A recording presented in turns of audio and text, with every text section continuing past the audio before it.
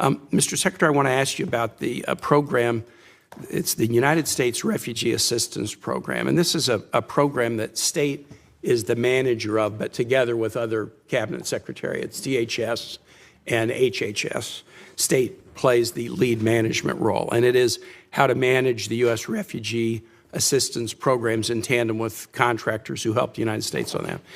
By an executive order on the first day of his presidency, President Trump paused all refugee programs and has canceled contracts to the agencies like the U.S. Catholic Church or Lutheran Refugee Services or HIAS or Church World Services who've been resettling refugees. Those programs are paused. There's litigation about it, but as far as I know, the United States is not, or the administration has not withdrawn the executive order. So there's essentially from this administration no refugee programs for anyone except. In early February, the president announced a special refugee program for Afrikaner farmers, justified, A, by some concerns about South African foreign policy, but B, a claim that these were persecuted individuals. So right now, the U.S. refugee program allows a special program for Afrikaner farmers, the first group of whom arrived at Dulles Airport in Virginia not long ago, while shutting off the refugee program for everyone else. Do you think Afrikaner farmers are the most persecuted group in the world?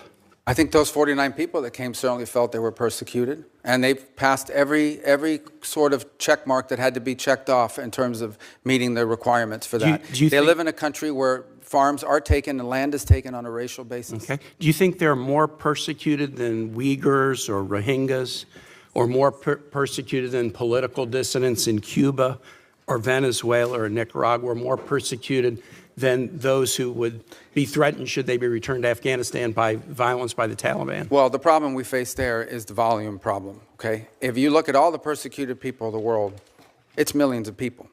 They can't all come here. And we had refugee programs. So why prioritize Afrikaner farmers? Well, because it's a small subset, it's a new issue, and the president identified it as a problem and wanted to use it as an example. But that's different from having these refugee programs that were basically spending money to put people up in communities and accommodate them, and it was acting as a magnet. Millions of people entered this country illegally, and today the border is sealed. Let me challenge you, and I'm just going to say for the public, if you want to understand about the, quote, persecution of Afrikaner farmers, go look at the composition of the South African government. Since July of 2024, there's a government of national unity, and the opposition party to the ANC, the Afrikaner Party, the Democracy Alliance, is part of the governing coalition. They joined the governing coalition a year ago, and the leader of that party was given the remit of Agriculture Minister, John Steenhuisen. He is the leader of the former Afrikaner Party, still widely representing Afrikaners. He is the Minister of Agriculture in South Africa right now.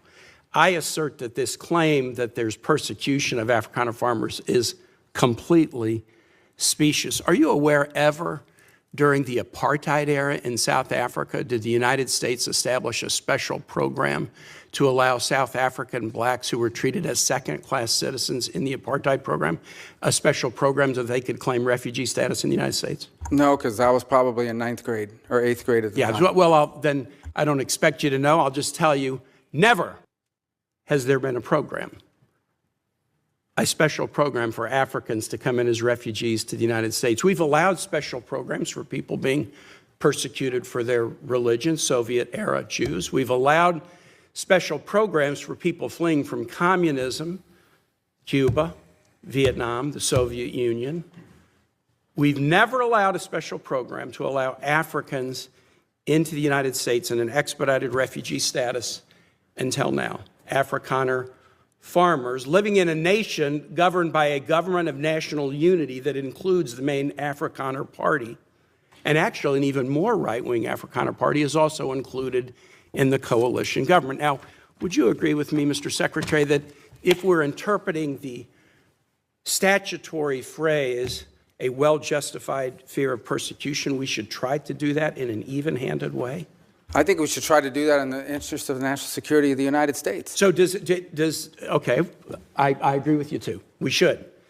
Should we try to do it in an even-handed way? So for example, should we say if you're persecuted on the grounds of your religion, we'll let you in if you're a Christian, but not if you're a Muslim. I think that the United States has a right to allow into this country and prioritize allowance of who they want to allow to come in. But I think there's but I'm going to ask you, so a well-justified fear of persecution? Yeah, they thought that their mean, farms you were don't being think burned that down and they means would be anything? killed. I think that's a pretty good justification for wanting to come. They're afraid for their lives. And should it be applied in an even-handed way? That's an easy. No, our foreign policy doesn't require even-handedness. It requires prioritizing the interests of the United States. The statutory phrase says you are entitled to entrance as a refugee if you demonstrate a well-justified fear of persecution. No, you're not entitled. So can you have a different standard based upon the color of somebody's skin? Would that be acceptable? Well, I'm not the one arguing that. Apparently you are, because you don't like the fact that they're white, and that's why they're coming. I'm just asking you to say that would be unacceptable. Well, no, that I would say that the United States, a very easy thing to say. The United States has a right to pick and choose who they allow into the United States. Even based on the color of somebody's skin.